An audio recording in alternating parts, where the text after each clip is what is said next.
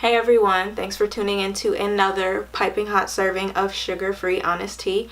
I'm your host, Erin Arney, and I'll be sharing with you today my story, part 2.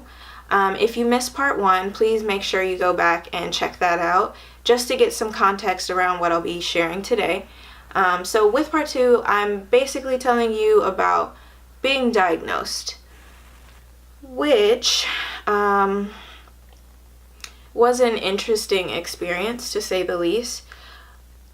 I never actually got a verbal diagnosis. Nobody said to me or to anyone in my family, you have cancer or your daughter has cancer. My mom actually got a call from an oncology nurse scheduling my first appointment with my oncology team. And, she was like, hey, thanks for calling, but nobody ever said that my daughter has cancer, and I just don't want to be receiving this call in error. Now, clearly, she was in denial, and, it's a hard pill to swallow. But at the same time, never actually having someone say those words, she still was, hoping that maybe it was something else, something less serious. But it wasn't. It was cancer. And, thinking about the process of leading up to that point, it's really interesting because now that I look back on it, I am so thankful for my primary care physician being really on the ball that day.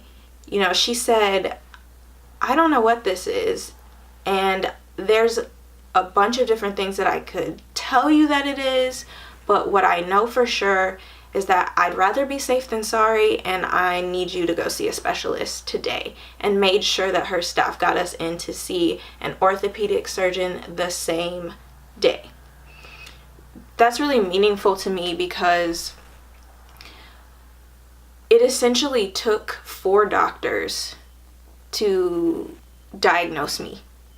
Okay, the first one misdiagnosed me as having growing pains, and I mean that's a common thing that happens, and that's not any shade on that doctor. Being a doctor is hard.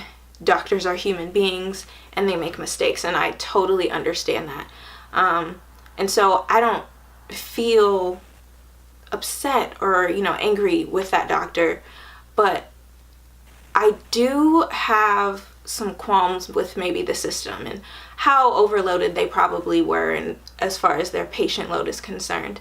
And so that's another reason why I wanted to become a doctor. So hopefully I would be able to take on patients, but not to an overwhelming, degree, to where, I'm missing things, because there's so many different things we need to know. And of course, we're not going to get it right every single time, but the more time we're able to spend with people, getting to know them, understanding what's normal for you, what's not so normal, it'll be easier for us to detect things that are out of the norm and that definitely require immediate attention. And that's going back into naturopathic philosophy, which is something I can talk about with you all day, but I won't do that, at least not in this video. But what I do want to share is that, having a good primary care physician that you have a good relationship with is awesome. And I think her catching that diagnosis for me is definitely what started our rapport and got us to work so well together. Like, my family saw her until she retired. Okay, so, and that was when I was 8. I am 26 now, so, and she retired last year. So, it's a really big deal, and I'm just glad that I can be here to tell you about it, because it's really important. And I know people who didn't have the same support that I had, as far as like my parents being involved in my care, and that was another thing that I noticed that is something that needs to change, and I'm hoping to help be said change, because if you don't have the necessary supports, and you're also dealing with a life-threatening illness or a chronic illness, you know, it can be really hard to just do life on a regular basis. Like, I know all my millennial people out here watching are like, you know, adulting is difficult. But imagine adulting when you have an entire other disease process that you're dealing with. So having support is super important. But I think I got a little off track there. The moral of the story is have a good primary care physician, so that they're able to deliver diagnoses to you, and they're not afraid to do so.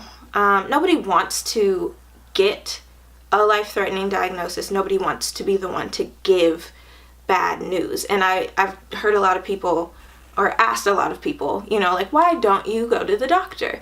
And that's what they tell me. Well, I don't want to hear bad news. And, you know, there's no real way around it. Like I said, this is sugar-free, no sugar added. So I'm not going to sit here and say, well, this is how you should deliver a diagnosis, or as someone who has gotten that diagnosis, this is how you should tell it to all of your patients. Because there is no right way to do that. But there is a way for you to be open to creating a relationship with your patient, and patients creating that relationship with their doctors. Like, there are so many things that people might be embarrassed to go to their doctor for, but it's like, it's what we're here for. Like, I want you to know we live for this. We want to help people. That's why we decided to do this. And at least that's why I decided to do this. So, you know, it's supposed to be a safe space. And I think some of that has gotten tainted. There's a lot of judgment.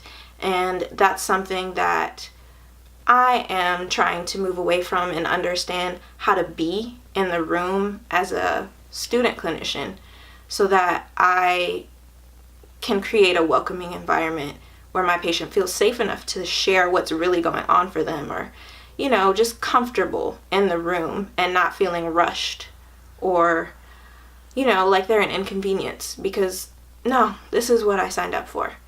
So anyway, another moral of the story is that diagnoses are hard. As you can see with mine, because it never actually happened. But please stay tuned and tune in next time, where I'll talk about going through treatment, what that was like, and why it's really important to have a good support system around you.